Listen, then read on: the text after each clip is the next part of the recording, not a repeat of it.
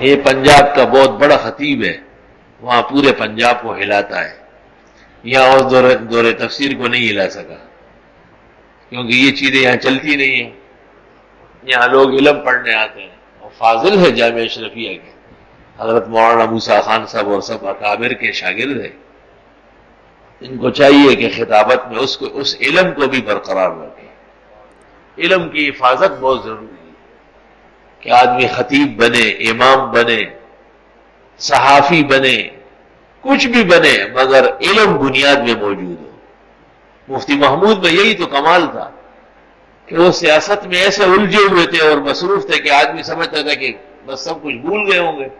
لیکن جب مولانا شمس الحق افغانی اور مفتی شفیع اور مولانا بنوری کے سامنے بیٹھتے تھے تو پتہ چلتا تھا کہ مطالعہ تو صرف اس شخص کا ہے اور کسی کا تو ہے ہی نہیں، جلد اور صفحے ایسے نکال کے دکھاتے۔ خود میں موجود تھا، حضرت بنوری اور مفتی شفیع رحمہ اللہ ایک مسئلہ دیکھ رہے تھے، بحر الرائق منگوائی گئی، دونوں دیکھ رہے تھے، وہ جگہ نکل نہیں رہی تھی، تو مفتی صاحب نے فرمایا کہ ہم بھی اس میدان کے تھوڑے بہت جاننے والے ہیں، ہمیں بھی کتاب عنایت فرمائیں، اور جلد لے لی اور چشمہ یوں کیا اور تھوڑا سا ایسا کر کے حضرت بنوری کے آگے رکھی، فرمایا کہ آپ یہ عبارت ڈھونڈ رہے ہیں۔ تو حضرت نے فرمایا کہ خدا کے لیے آپ سیاست چھوڑ دیں اور علم میں آ جائے اور دین کی خدمت کرے۔ تو حضرت مفتی صاحب نے فرمایا کہ میں سیاسیات کو صحیح البخاری کا باب سمجھتا ہوں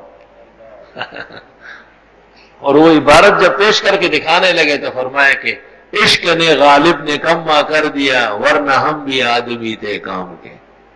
تو حضرت نے فرمایا کہ آپ اب بھی کام کے ہیں اور آئندہ بھی کام کے، اور ہم سب سے بہت آگے ہیں، اور یہ اللہ کا احسان اور مہربانی ہے۔ شاید دنیا میں اور ایسا کوئی آدمی نہیں ملے گا حضرت شیخ الاسلام مولانا حسین احمد مدنی کے بعد کہ جو دنیا کے تمام بکیڑوں میں مشغول رہ کر کی بھی علم کے شاہ سوار۔ مفتی صاحب پر جو علم کا رنگ تھا میں نے اپنی زندگی میں ایسا کہیں نہیں دیکھا ہے، وہ صرف اب بیان ہو سکتا ہے، دیکھا نہیں جا سکتا ہے، قیامت تک آنکھیں ترسے گی ان کو دیکھنے کے لیے۔ اللہ